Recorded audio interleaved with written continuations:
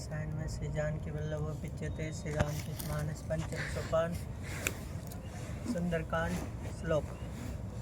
शांतम शाश्वतम प्रमेय मनगम निर्वाण शांति प्रदम ब्रह्मा शंभु फणीन्द्र सेव्य मनीषम वेदांत वेदम विभुम रामाख्यम जगदीश्वरम सुरगुरुम माया मनुष्यम हरिम वंदेहम करुणाकरम रघुवरम भूपाल चूड़ामणि। शांत सनातन और प्रमेय प्रमाणों से परे निष्पाप मोक्ष रूप परम शांति देने वाले श्री ब्रह्म जी, श्री शंभु जी और श्री शेष जी से निरंतर सेवित वेदांत के द्वारा जानने योग्य सर्वव्यापक देवताओं में सबसे बड़े, माया से मनुष्य रूप में दिखने वाले, समस्त पापों को हरने वाले, करुणा की खान रघुकुल में श्रेष्ठ तथा राजाओं के शिरोमणि श्री राम जी का हर वाले श्री जगदीश्वर जी की मैं वंदना करता हूँ। नान्यास प्रिया रघुपते हृदय स्मदीय सत्यम बदामी च भवानी किलंतरात्मा भक्तिम प्रियच्छ रघुपुंगवम निर्भराम में कामादि दोष रहितम कुरु मानसम च। हे श्री रघुनाथ जी, मैं सत्य कहता हूँ और फिर आप सबके अंतरात्मा ही हैं। सब जानते ही हैं कि मेरे हृदय में दूसरी कोई इच्छा नहीं है। हे रघुकुल श्रेष्ठ जी, मुझे अपनी निर्भरा पूर्ण भक्ति दीजिए और मेरे मन को काम आदि दोषों से रहित कीजिए। अतुलित बलधामम हेम शैलावदेहम धनुजवन कृशानुम ज्ञानिनाम अग्रगण्यम सकल गुण निधानम वानरानाम धीसम रघुपति प्रिय भक्तम बात जातम नमामि। अतुलित बल के धाम, सोने के पर्वत, सुमेरु के समान कांति युक्त शरीर वाले दैत्य रूपी बन को ध्वंस करने के लिए अग्नि रूप जी, ज्ञानियों में अग्रगण्य, संपूर्ण गुणों के निधान, बानरों के स्वामी श्री रघुनाथ जी के प्रिय भक्त से पवन पुत्र श्री हनुमान जी को मैं प्रणाम करता हूँ। श्री जाम्बान जी के सुंदर वचन सुनकर श्री हनुमान जी के हृदय को बहुत ही भाए।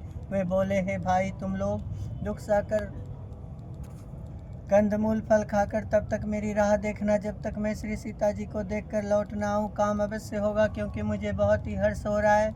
यह कहकर और सबको मस्तक नवाकर तथा हृदय में श्री रघुनाथ जी को धारण करके श्री हनुमान जी हर्षित होकर चले। समुद्र के तीर पर एक सुंदर पर्वत था। श्री हनुमान जी खेल से ही अनायास ही कूदकर उसके ऊपर जा चढ़े और बार बार श्री रघुवीर जी का स्मरण करके अत्यंत बलवान श्री हनुमान जी उस पर से बड़े वेग से उछले। जिस पर्वत पर श्री हनुमान जी पैर रख कर चले, जिस पर से वे उछले, वह तुरंत ही पाताल में धंस गया। जैसे श्री रघुनाथ जी का मोघ बाण चलता है, उसी तरह श्री हनुमान जी चले। समुद्र ने उन्हें श्री रघुनाथ जी का दूत समझकर मैनाक पर्वत से कहा, हे मैनाक, तू इनकी थकावट दूर करने वाला हो, अर्थात अपने ऊपर इन्हें विश्राम दे। श्री हनुमान जी ने उसे हाथ से छू दिया, फिर प्रणाम करके कहा, भाई श्री रामचंद्र जी का काम किए बिना मुझे विश्राम कहाँ। देवताओं ने पवन पुत्र श्री हनुमान जी को जाते हुए देखा।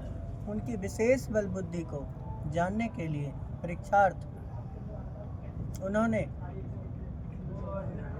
सुरसा नामक सर्पों की माता को भेजा। उसने आकर श्री हनुमान जी से यह बात कही।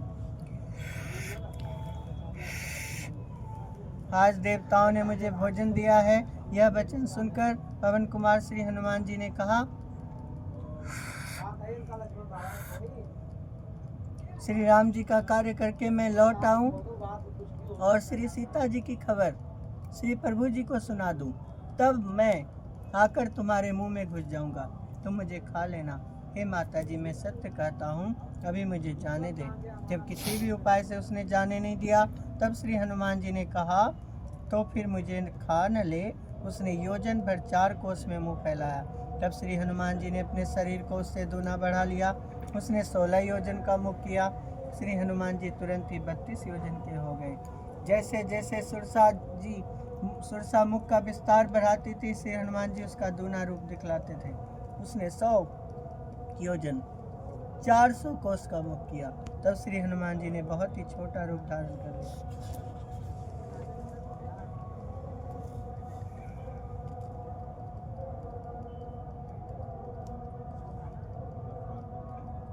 और वे उसके मुख में घुसकर तुरंत फिर बाहर निकल आए और उसे सिर नवाकर विदा मांगने लगे। उसने कहा, मैंने तुम्हारे बुद्धि बल का भेद पा लिया जिसके लिए देवताओं ने मुझे भेजा था। तुम श्री रामचंद्र जी का सब कार्य करोगे क्योंकि तुम बल बुद्धि के भंडार हो। यह आशीर्वाद देकर वह चली गई। तब श्री हनुमान जी हर्षित होकर चले। समुद्र में एक राक्षसी रहती थी। वह माया करके आकाश में उड़ते हुए पक्षियों को पकड़ लेती थी।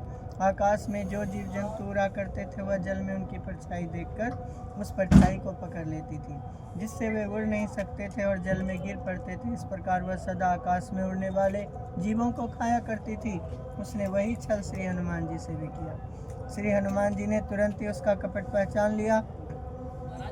पवन पुत्र धीर बुद्धि वीर, श्री हनुमान जी उसको मारकर समुद्र के पार गए।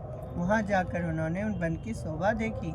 मधु पुष्प रस के लोभ से भौरे गुंजार कर रहे थे। अनेकों प्रकार के वृक्ष फल फूल से शोभित हैं। पक्षी और पशुओं के समूह को देखकर तो वे मन में बहुत ही प्रसन्न हुए। सामने एक विशाल पर्वत देखकर श्री हनुमान जी भय त्याग कर उस पर दौड़कर जा चढ़े। श्री शिव जी कहते हैं, हे उमा जी, इसमें बानर श्री हनुमान जी की कुछ बड़ा ही नहीं है। यह प्रभु जी का प्रताप है जो काल को भी खा जाता है। पर्वत पर चढ़कर उन्होंने लंका देखी। बहुत ही बड़ा